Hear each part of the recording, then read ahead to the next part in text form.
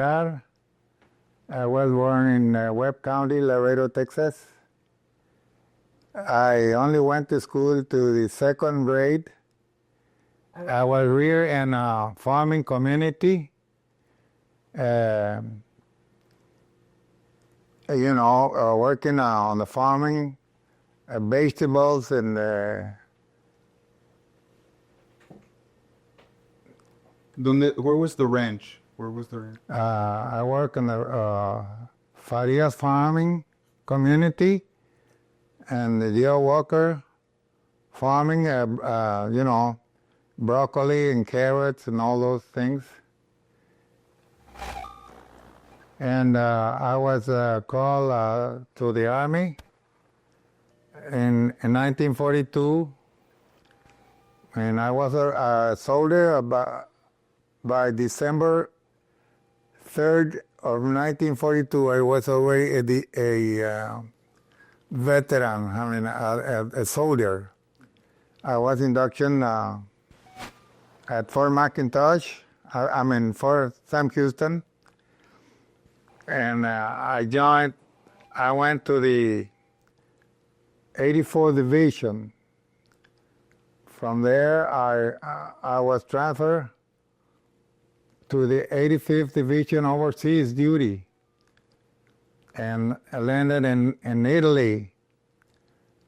I fought on the front line for about 8-9 months. I had 2 battles or 3 battles with the Germans, and I was wounded in the battle Gothic Line in northern Apennines in Italy. I was wounded and went to Rome to recuperate, and I was supposed to be sent back to the to the front lines. And so I was classified as a non-combatant soldier. And then they moved me from one depot to another one. And finally I landed up in the 78th Ordnance in 1945. And the 78th Ordinance, I guard prisoners of war for about six months.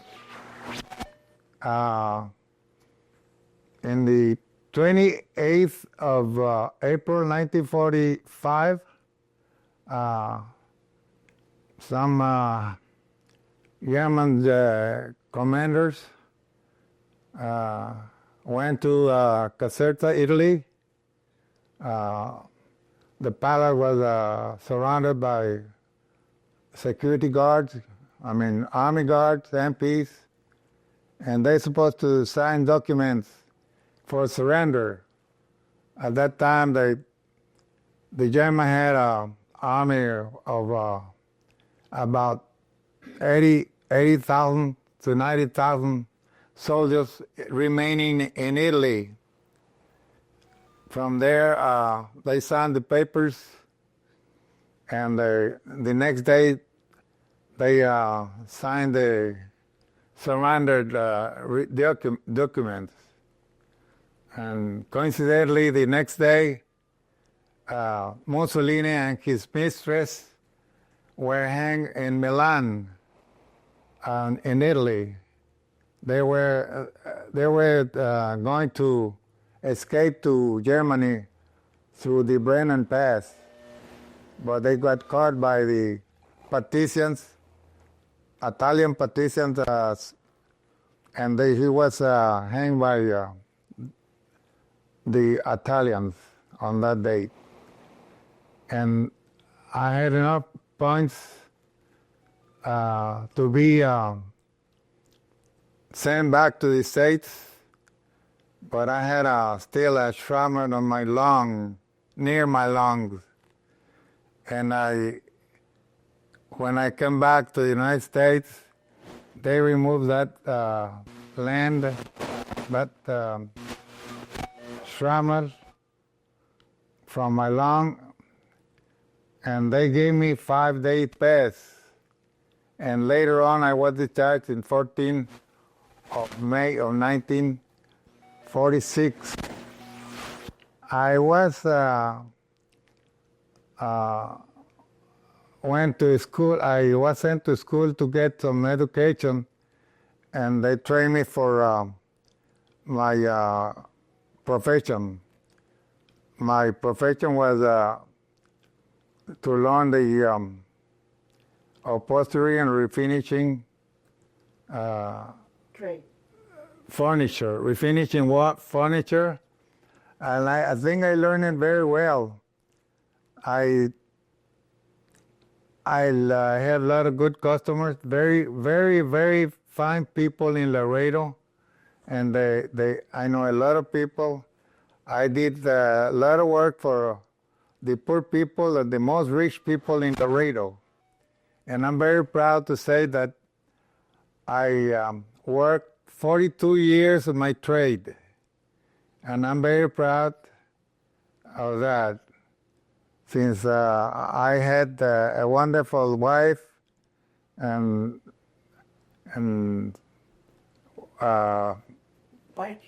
five sons, daughters and sons, and I have about 10 grandchildren. 10 grandchildren and 4 great-grandchildren. And I'm proud to serve my country, but I feel that I didn't do enough work. I did a very good job for my country. I feel like I didn't do enough for this country. But 40 years later, I was recognized by the Bronze Star, and Senator Phil Graham coincidentally was here when I supposed to get this decoration pin with on my chest by our disabled American Chapter 76 Commander Alex Gonzalez. But then the next day, Mr. Gonzalez said that he didn't want to pin that medal on me because our senator was coming to Laredo, and he says he was going to pin it on me. I say, well, I'm very kind of shy man, and I don't exactly what words to say. But he says, Mr. Alex Gonzalez says, don't worry, all we want is your presence.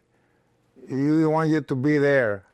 But and then they pinned that medal, Phil Graham, and congratulated me. And from that day on, I feel very proud, and I felt like I did the right thing for this country. And that's about it. Could you tell us the story you were telling us right now about how you were in the 84th? Tell us the story about how you were, the one you were telling us right now, that you were in the 84th Division, but then they came and picked you up. Tell us that story. Well, I want to explain the way I was inducted.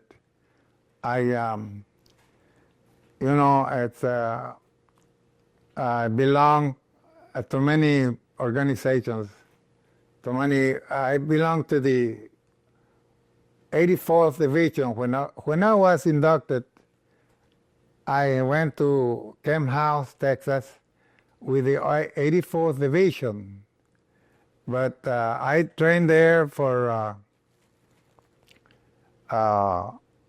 about a year and 9 months. But I learned infiltration courses, bayonet training, and all those things that required maneuvers 3 days maneuvers and everything required for the training for the soldiers. But then I was picked up in 1944, March 44, and was sent overseas. We spent 25 days in the boat, but it was as a replacement, not as with the 84th Division. As a replacement, I was sent to Italy. We spent 25 days on the boat, and we reached Naples, and then I was assigned to the 85th Division. The 85th Division was completely wiped out with the Germans, and our captain there told us that, and Lieutenant Wright told us about what happened with this division, the 85th Division. It was a lucky place, and you could see the damage the Germans have done to our division. He told us everything about it. He went to a minefield and got a lot of people killed, and the Germans had the artillery set up, zero aim on the field mined. And so eventually they didn't get off that place as soon as possible, or fast enough. So they got caught with a lot of artillery, a lot of machine guns and everything. That's what our Lieutenant Wright says. And he told you that he was, that division almost killed a lot of people and wounded a lot of people, and they captured a lot of people, a lot of our soldiers. And he told me it was a very sad moment for this division. And I went over there as a replacement, picking up, the soldiers and put a sign. The sign was put a bayonet on the rifle, and stick it on the ground, and put a helmet on top, as designed to that there was a soldier there killed. But mopping up operation, that's what they call it. And then, as I said, I was wounded in the Gothic line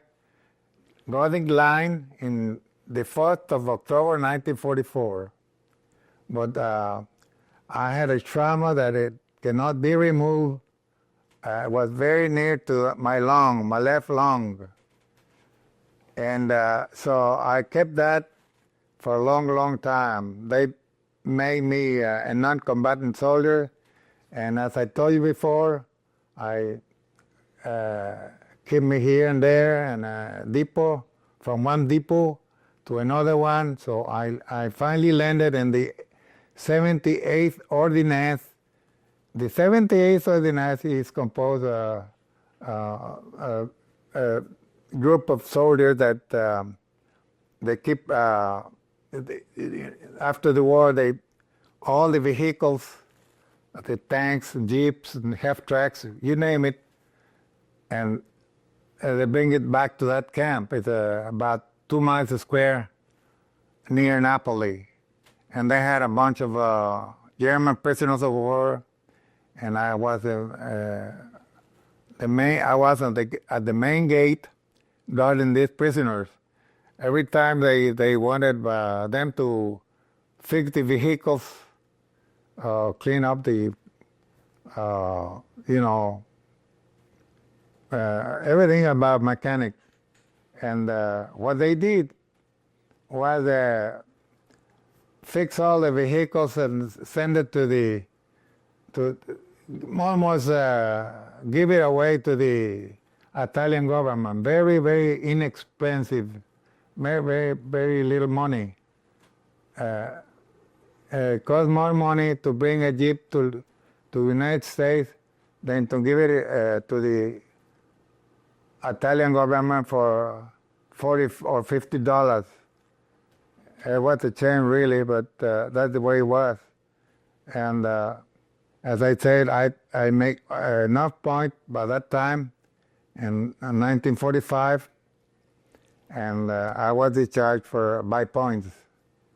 I was sent to the United States and was discharged by my points, you know. Can you tell us the story of where you got the shrapnel, how you got wounded? What was the back? Nos hirieron, ¿dónde te hirieron? Well, yes, I had to work.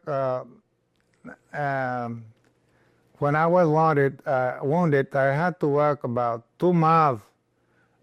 Sergeant Phil, our platoon sergeant, told me if I could walk. No, pero que ¿dónde te hirieron? If I could walk, I say yes. I was wounded, and I could still work, but you see, they caught us in a little creek, and a bunch of small trees, and and they pounded up with mortar shells, artillery, and we got wounded, about a dozen of them, and one of our soldiers got killed, and so we had to withdraw back, and as soon as I got to our unit, our platoon sergeant, Sergeant Phil, asked me, "Did you get wounded?" I said, "Yes," and he gave me a Camel cigarette and said, "You need a little better so you can take you to the station about 2 miles from here." I said, "No, I can walk," and I walk all the way down there.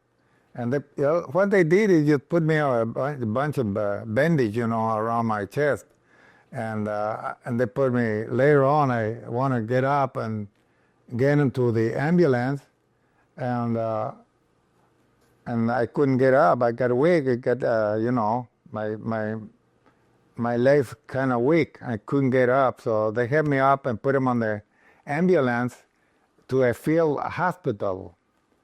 And in the field hospital, they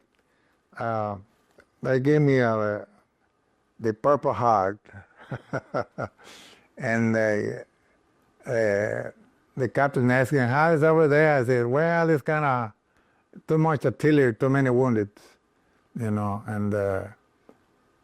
so they sent me deeper into the woods, about 24 miles deeper, and the hospital, field hospital, and they cleaned me up because they couldn't extract my shrapnel because they had not the equipment. They don't have enough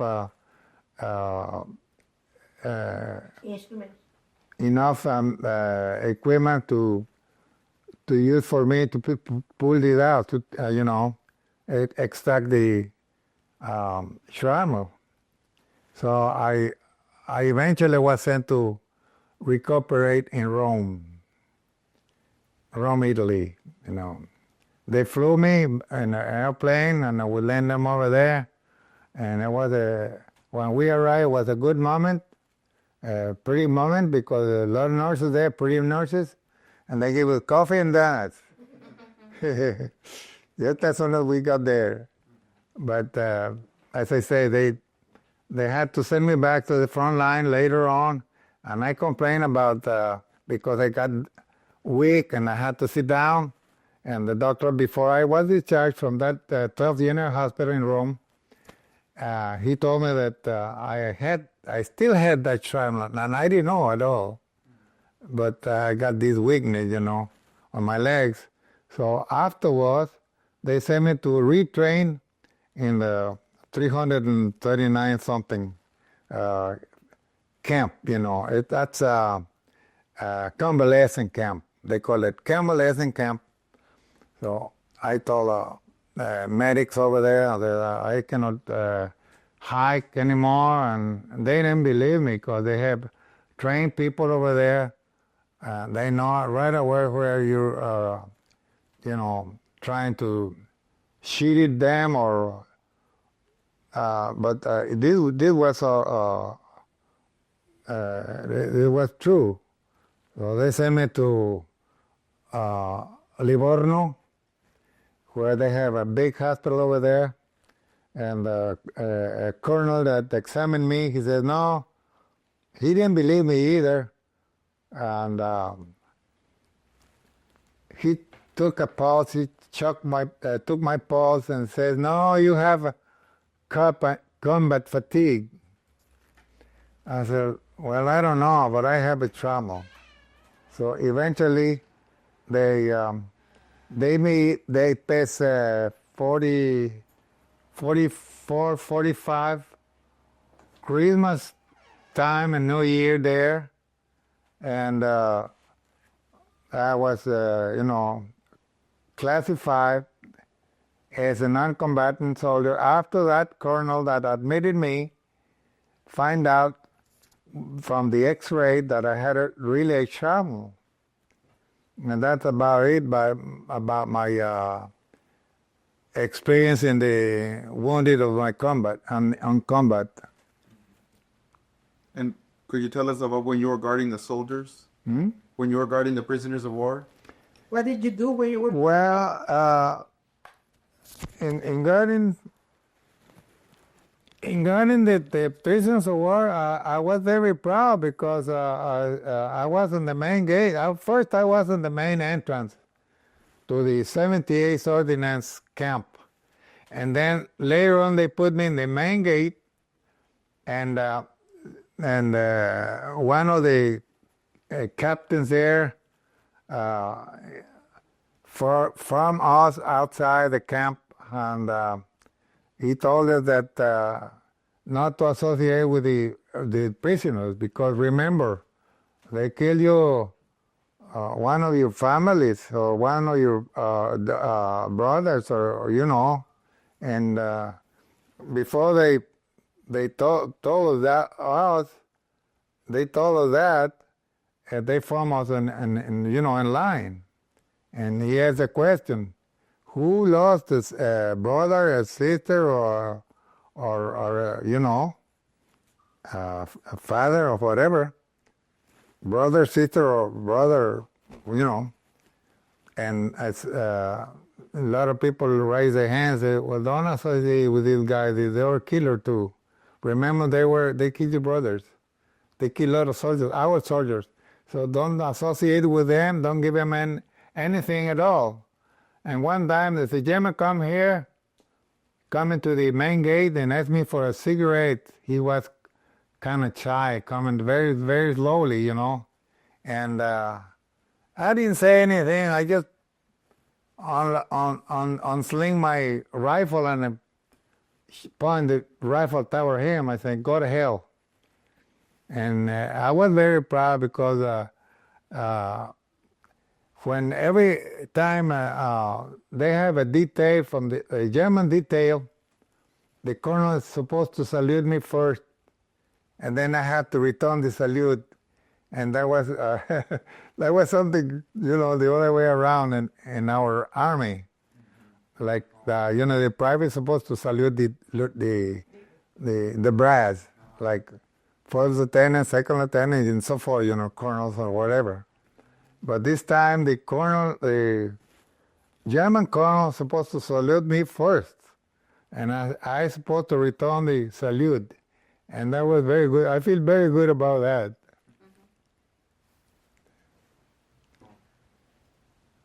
And what other medals did you receive?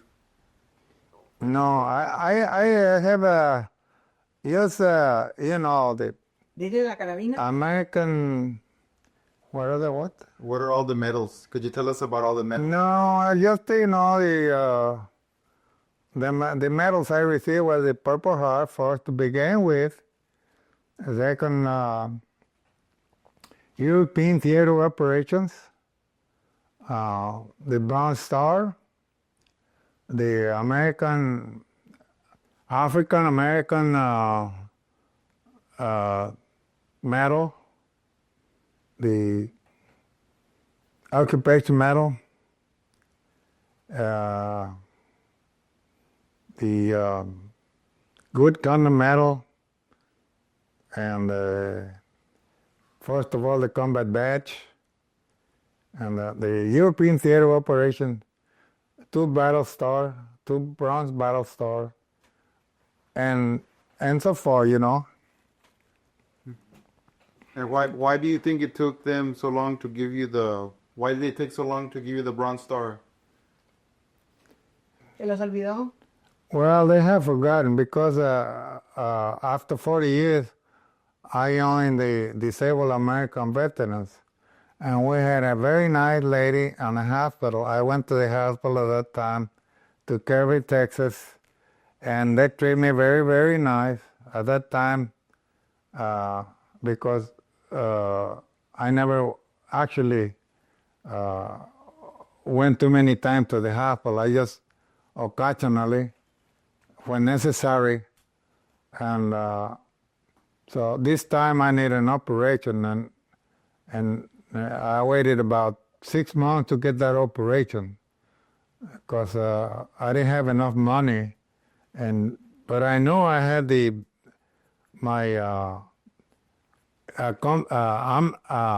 a service-connected soldier, I know I was qualified to get treated. So I went to Carroll, and they received me like a king. They treat me very, very well. I'm very proud of that people of Kerrville, Texas. Very nice people, very friendly. And there was a lady there, they like all the Mexican Americans. They love the Mexican American, Mrs. Gerda Thomas. She was a wonderful lady. She was about 90 years old. And she loved these people, you know, our people. And she said, after I was discharged, she says, I want you to join the Disabled American because you qualify. And I know I qualify. So she brought me 3 little flags and the DAV flag and a piece of cake before I leave. And I joined the DAV. I became a last member of Disabled American Veteran, Chapter 76 in Laredo. And she was, I was so grateful, very, very grateful to these people that volunteered for 4 years, 4 consecutive years. We brought little pachanga to the sick people, sick soldiers over there in Kerrville. And she was very proud of us. And we went over there 87, 89, 90, 91. Every year we took 1 pachanga over there.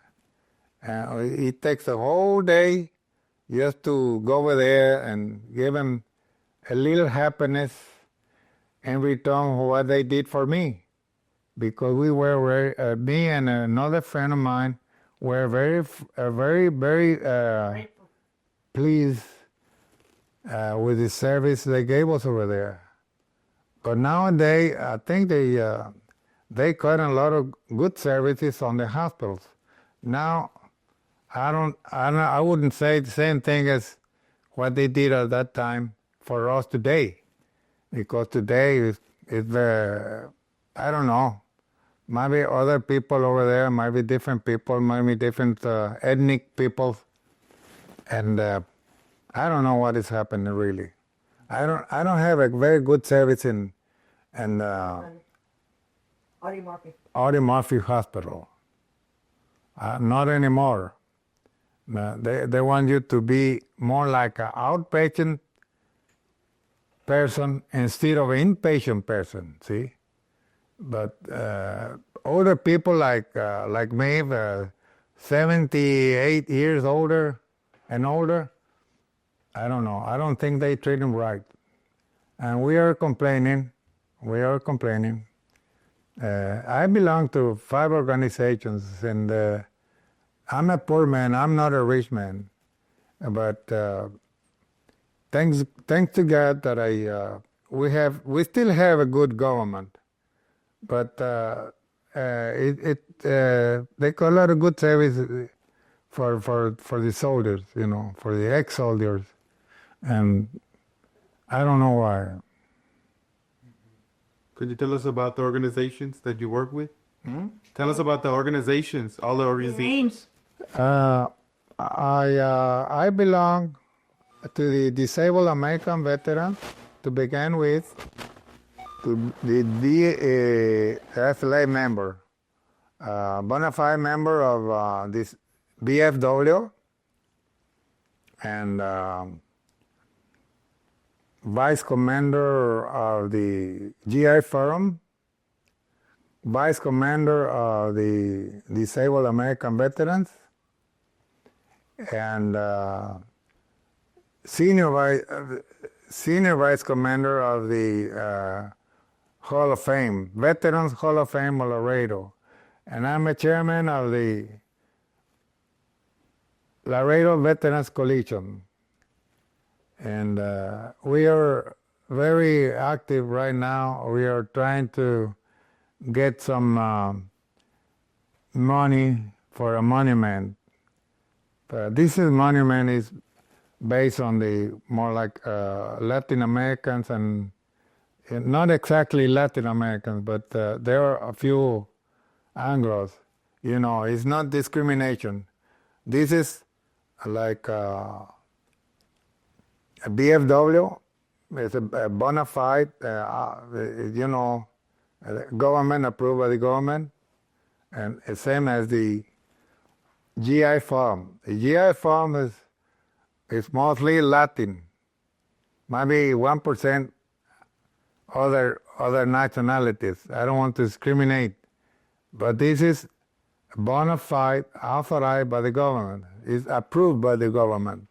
It's more like a Disabled American Veterans, like any other organization, but it's more like a Latin. And that is the one that is more like sponsoring the monument to honor all those soldiers that gave their lives, and maybe a few are still living, I don't know. Beginning with the World War I, World War II, and Korea and Vietnam. And those are the people that we are going to honor, and we're going to try to get $120,000 from the City Council of Laredo. Now that's they're doing a lot of budgeting, trying to distribute the money here and there, and what we need is a little bit more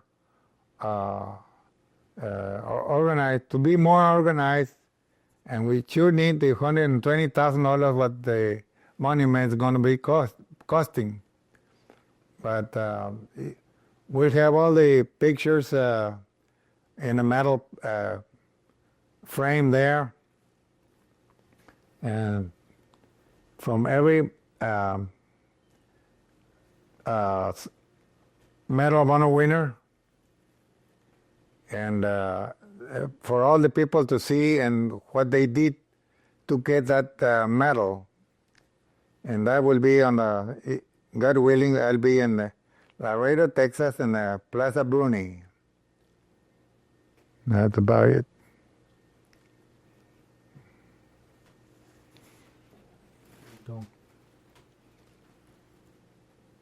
Oh, I was gonna. Were there a lot of more like Mexican Americans that were in the service with you? There were a lot of Mexican Americans. I call them Mexican Americans. When I joined the army, there were a lot of people, but some of them didn't have too much education. Like me, I didn't have too much education. I had to go to a chapel to learn more about English. And I was sergeant, platoon sergeant, and other interesting for me to get a pass. In order to get a pass to the town to see the beautiful girls over there, or any, get a beer or two. I don't know. I don't really drink so much at that time, but I had to learn the 12 general orders in order to get a pass to town. And what I'm really very, very proud is that I serve as a service officer for VFW, Veterans of Foreign Wars, in 1987, 88. And I was a service officer, and Mr. Brewster was a Texas service officer. He was from the Austin, and he came here to Laredo to help the GIs, ex-GIs, file claims, because he came to a mobile home, fitted up with all the, things to process a claim for ex-GIs, and I had to help him out. And what I like very much, very, very much, and I didn't know about that time, was that he told me this. Mr. Aguilar, he says that as minorities, Mexican Americans were the most decorated soldiers of World War II. I said, I'll be there, and I didn't know that. Wait.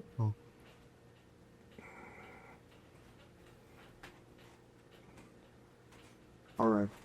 You wanted him to repeat such. Repeat. Yeah, Repeat what it. Mr. Brewster said. Oh, well, as I was saying that about the Mexican American contributed for a great part on this World War II, because I met a lot of people from El Paso, a lot of people from California, and Texas, more from Texas maybe than any other country, any state. And while I was a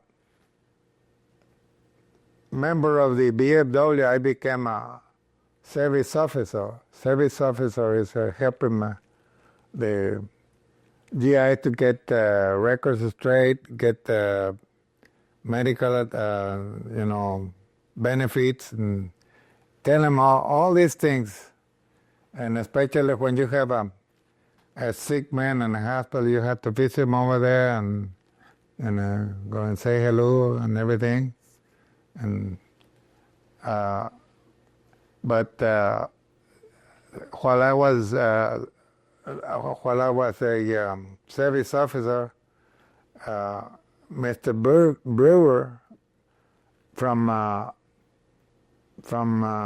Austin, he was a state of Texas service officer, so I had to help him out when he came to Laredo to help soldiers, ex-soldiers, to process the claims, help them how to make claims, and explaining all the benefit that the GI Bill of Rights will offer our government, and the GI Bill of Rights, education and housing and all those things, and I helped him out, and he told me, Mr. Aguilar, said, do you know that the Mexican American as a ethnic group, as ethnic people, were the most decorated soldiers of World War II? I said, I didn't know that, so I'm glad about that. And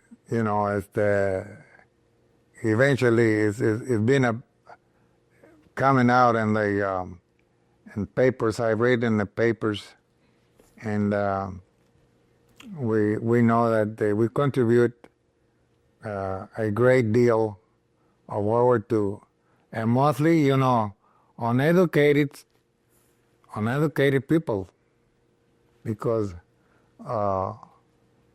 when they were drafted, they were drafted from the fields, like me on plantations, and in New Mexico and Texas and Arizona and so forth, and I'm very proud of that. Did they treat you differently than like the black soldiers, or did they have the black soldiers with you guys? Did I Treat you differently Did I meet some of these people? Did they treat you differently? when you were in the service? No.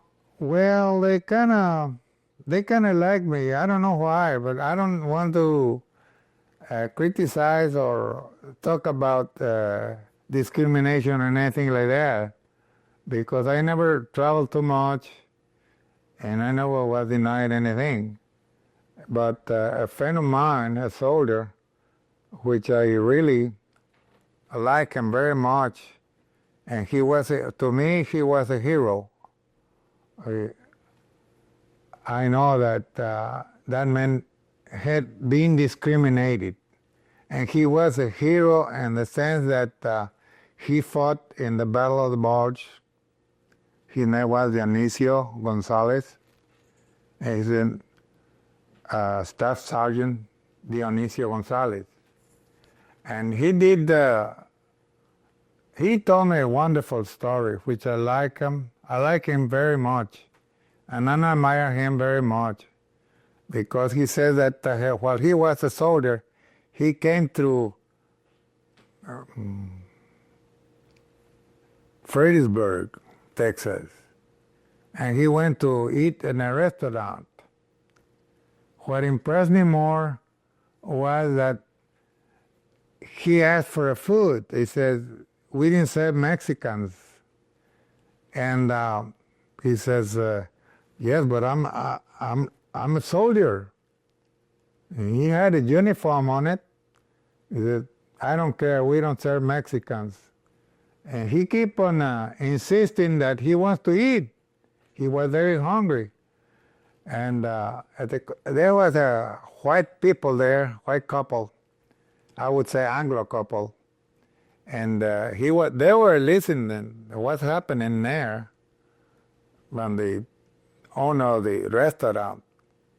And by God, and they got so darn mad that this couple told the restaurant owner that you don't serve these people, you don't serve us, and they quit, They just quit and left the restaurant. And that was one of the things that happened to this man. Then when we went to the Battle of the Bulge, he went over there and he fought with the Germans. And he told you how he won battles and everything, And but the most important thing, they captured him, and they, hit him with the butt of the rifles. And he suffered a lot. But his chest was full of medals. Every time we had a parade in Laredo, which we started about 8 years ago, having a parade for the veterans. People was very enthusiastic. I don't know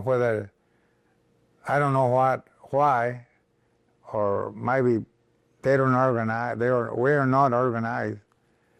But they didn't have any parades 10 years ago. Maybe 8 years ago, yes. From then on, we always have a parade on the 11th of November, which is Veterans Day. And this fellow man, Don Dionisio Gonzalez, he had about 20 medals on his chest. He was a very proud man.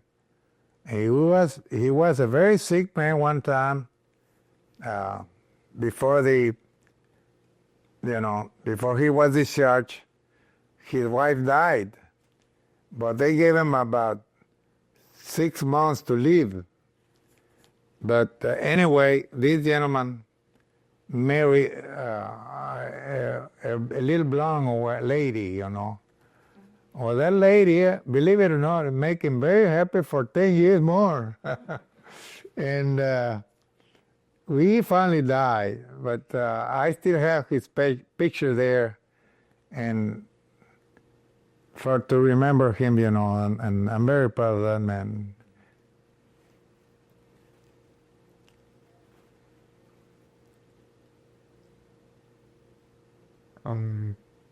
Why did you say that you felt like you didn't do as much for your country as you could have? Why did you say that? Why did I say that? Yeah. What does that mean? Why do you think that you didn't do as much? Well, I feel that I didn't do that enough because I didn't went to in many battles, you know. I felt that I didn't did a good job for this country. Like, you know, I've seen a lot of soldiers that knock out a machine gun and, you know, knock out a tank, a German tank and so forth. I don't remember I killed the Germans, you know, but I don't know. Maybe I did, but I don't know. You just should, you know. You never. We only had about 3 encounters with the enemy. Could you tell us? But the artillery was very heavy. No, it's not very a brave thing to do, just to hold back. You catch what do you call you took a mountain, say, on a hill or a mountain, you know, and you have to go on top, onto the top, until the Germans retreated. But then you set up a line over there, and the people keep on shooting mortar shell once in a while to the enemy, and then the enemy find out the position, and they counterattack. And when they counterattack, they throw everything, artillery. It was terrible, the artillery, you know, and you can hardly get up your head off from the foghole. You cannot, you know, because there's a lot of shrapnels flying around, and when they break a line, when the Americans break a line, they throw everything away. They have the tanks in front, and the 105 cannons, and then 155, and so forth. You know, the heavier the artillery was on the back, but the tanks were in the front lines, breaking the line like breaking the Gothic line. Then you all have to get them out of the pillboxes, and when you get near to the pillboxes at night time, they throw flyers at you, and they illuminate the soldiers. You know, the soldiers were, you know, attacking on top of the hill.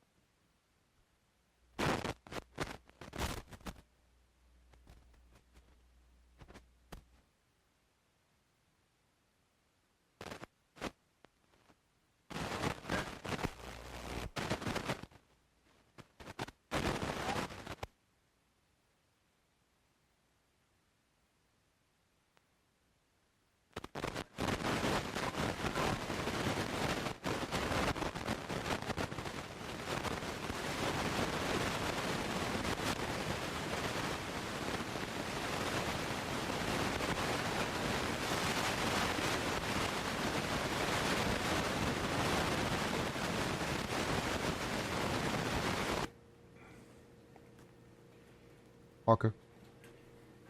Do we heard part of it or no? Yeah. Start. Yes. Porque yo lo voy a hacerlo diferente, voy a decir cómo arribamos ahí. Okay. When the Americans break the like the colored line, they start pounding the hills. The colored line is composed of a bunch of hills, you know. So tipped very, very high, and the velos very steep. In other words, when a big shell hits a rock over there on top of the hill, that rock comes tumbling down to the bottom. And these big rocks they make trails sometimes. So many rocks coming down to the same trail. They form a trail, really, because too many big rocks, you know, the big artilleries. But they put the tank front, and then the 105, and then 155, and so forth. You know, the heavier the artillery, the farther from the line. But even as a P-41 airplane bombers, they drop a bomb in the pillbox because they have pillbox on top of the hills. It's a big hill. It's not, you take a whole day to reach the top. But you have to go on nighttime and get in a position, you see. You have to walk and walk, and it's like a big storm coming in. A lot of thundering, a lot of lightning, and everything. And that's only artillery, you know. They'll pound that thing in order to capture that summit or that top. But they have pillboxes. And once you get near to these pillboxes, they throw you the flare. And then when the flares, it's a big light, you know, and they can see all the soldiers coming up to the pillboxes, and they start shooting with a machine gun, see. At night time, there's no chance you can kill them. And that was at night time, but in daytime, they pounded with artillery. And sometimes they don't, they just come around, they surround it and left it there, and they keep on going, you know. So they surrounded, so they left them there. But it doesn't really happen that way. They have a place where they can escape. They go backwards from the pillbox and they escape. But it takes half a day just to reach the top of the mountain, and when you got there, here comes a big rock and hit you on the shoulder, like another soldier. That happened to the soldiers. We spent all one day and all night the next day to reach that place to catch up with the. We were replacement at that time. They pulled us back and said, "We'll call you back."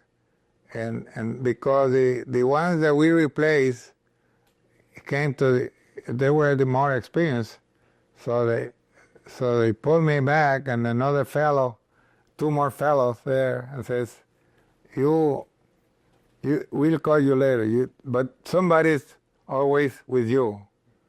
And then we reached our unit, our company, about 2 days and a half. And just as soon as a friend of mine and me sit down, here comes the big rock, hit him over here. After 2.5 days, two days and 2.5 days, and one whole night, he had to come back right away. He was hurt. They put a shot of morphine and took him back. And that's part of the problem there. Part of the Well, that's part of the war. war. But as I said, the artillery and the flash cannons is like a big storm coming in. A lot of power, just to knock that place, Gothic line. When they break a line like that, they throw everything, So then the soldiers come in, but it was too difficult, too steep to reach the top. This the last question. And that's part of the process of winning a war, Okay. And do you believe, or do you think that they've done that? Veterans are remembered the way they should be today. Do you think enough has been done, or should they? No, I don't think that the Mexican American had enough recognition because just example like Roy Benavides from Campo, Texas.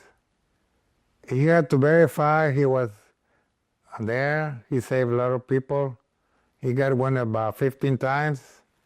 And they give him the doctors say, he's dead, throw him away. And but he's still alive, and he went through a lot of trouble for one people to recognize him as a hero. What he did, he saved some very important papers. He's supposed to be recognized right away because he saves those valuable papers. The enemy was supposed to get him, but he saves those papers, very valuable information, and he saves those papers. He was volunteer too. He was not sent over there by himself. And he was wounded. He was volunteer. He was not sent by the command, But he won many times, and he had a hard time recognizing because he was a Latino, like they say today, but he was a Tejano. He was a real Tejano. He was born in Cuero, Texas, Campo, Texas. By the way, I'm glad because they're going to build a monument right there where he lives. In Campo, Texas. Yeah. And do they have any other monuments in Laredo? No. O lo de los muertos, de los veteranos. No, we're left out. There's no monument except those who are already dead from World War II, World War I, World War II, Korean, and Vietnam, and two of Gulf. What do you call that? Persian Gulf, yeah. Only two from Laredo. But Laredo is 98% Spanish-speaking Americans.